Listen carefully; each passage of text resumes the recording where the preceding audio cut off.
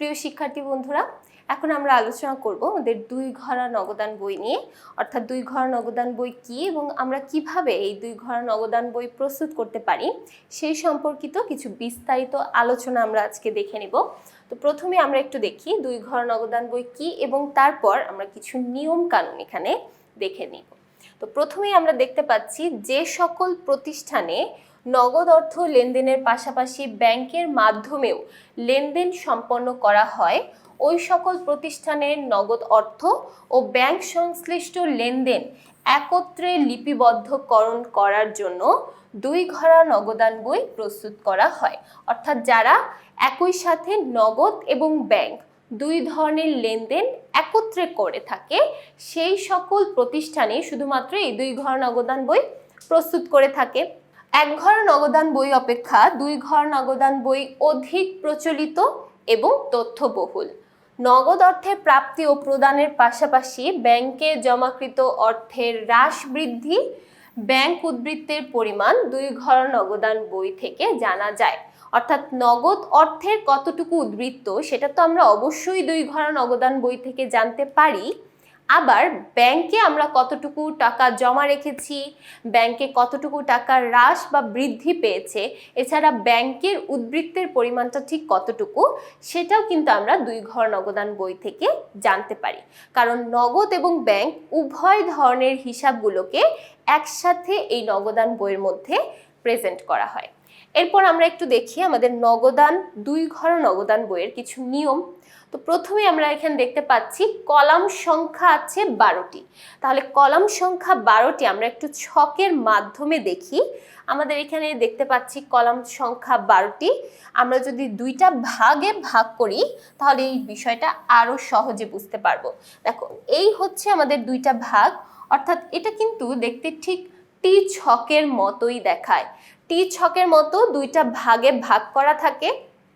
প্রথম অংশে আছে 6টি কলাম, আবার দ্বিতীয় অংশে আছে 6টি কলাম।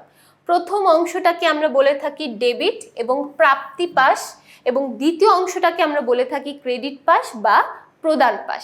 তাহলে দেখো, একটা হচ্ছে প্রাপ্তি অংশ আরেকটা হচ্ছে প্রদান অংশ, এবং উভয় পাশেই নগদ ব্যাংক দুই ধরনের টাকার অঙ্কই উল্লেখ করা থাকে। অর্থাৎ প্রাপ্তি সাইডেও নগদ বা ব্যাংকের ঘরে এন্ট্রি হতে পারে, আবার প্রদান পাশেও কিন্তু নগদ বা ব্যাংকের ঘরে এন্ট্রি হতে পারে।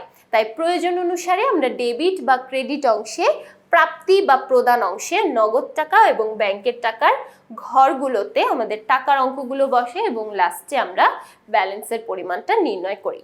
তাহলে দেখো, টোটাল 6টি, এই পাশে আছে 6টি কলাম, এ পাশেও আছে 6টি কলাম, মোট কলাম সংখ্যা আছে এখানে 12টি।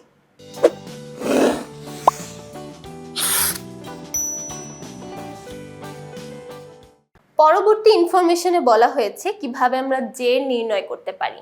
নগদ এবং ব্যাংক সংক্রান্ত লেনদেন সমূহ ব্যবহার করে একদম শেষে, অর্থাৎ পুরো মাস বা পুরো সপ্তাহ জুড়ে আমরা যা যা লেনদেন এখানে অন্তর্ভুক্ত করেছি সেই মাসের শেষে অথবা বছরের শেষে আমরা এই উদ্বৃত্তটা বা জেরটা নির্ণয় করে থাকি। এবার আসি প্রারম্ভিক ব্যালেন্স। নগদ জমা বা ব্যাংক জমা ডেবিট, অর্থাৎ দুইটাই যদি জমা করার কথা বলা থাকে তাহলে সেক্ষেত্রে আমরা ডেবিট পাশে অর্থাৎ প্রাপ্তি পাশে ব্যালেন্স বিডি আকারে লিখে ফেলি। আবার যদি ব্যাংকের জমাতিরিক্তের কথা উল্লেখ করা থাকে, শুধুমাত্র ব্যাংকের ক্ষেত্রে স্পেসিফিক্যালি ব্যাংকের জমাতিরিক্তের কথা উল্লেখ করা থাকে, সেক্ষেত্রে আমরা সেটাকে ক্রেডিট দিকে অর্থাৎ প্রদান পাশে ক্রেডিট ঘরে ব্যাংকের সাইডটাতে বা ব্যাংকের কলামে টাকার অঙ্কটা বসাই এবং সেক্ষেত্রেও আমরা ব্যালেন্স বিডি নাম দিয়ে লিখে থাকি। যেহেতু এটা ব্যাংক জমাতিরিক্ত অর্থাৎ ক্রেডিট পাশ বা এটা আমাদের দায় অবস্থানে আছে, এটা বোঝানোর জন্য আমরা এটাকে ক্রেডিট পাশে উল্লেখ করে থাকি। এরপর বলা আছে নগদের চেক ও প্রাপ্তি। নগদ চেক এবং নগদ প্রাপ্তি। নগদ টাকা পরিশোধ করলে নগদ কলামে এবং ব্যাংক কলামে ডেবিট দিকে লিখতে হয়। তাহলে দেখো, যদি আমরা নগদে পরিশোধ করে থাকি তাহলে সেটা আমরা নগদ কলামে লিখে থাকি প্রদান পাশে। আর যদি ব্যাংকের মাধ্যমে আমরা পরিশোধ করে থাকি সেক্ষেত্রে আমরা ব্যাংকের কলামে ডেবিট পাশে লিখে থাকি। অর্থাৎ দুই ধরনের প্রদানগুলোকে আমরা সাধারণত লিখে থাকি আমাদের প্রদান পাশে, অথবা নগদ বা ব্যাংক যে কোনোভাবে আমরা যদি পরিশোধ করে থাকি সেটা আমরা লিখে থাকি প্রদান পাশে।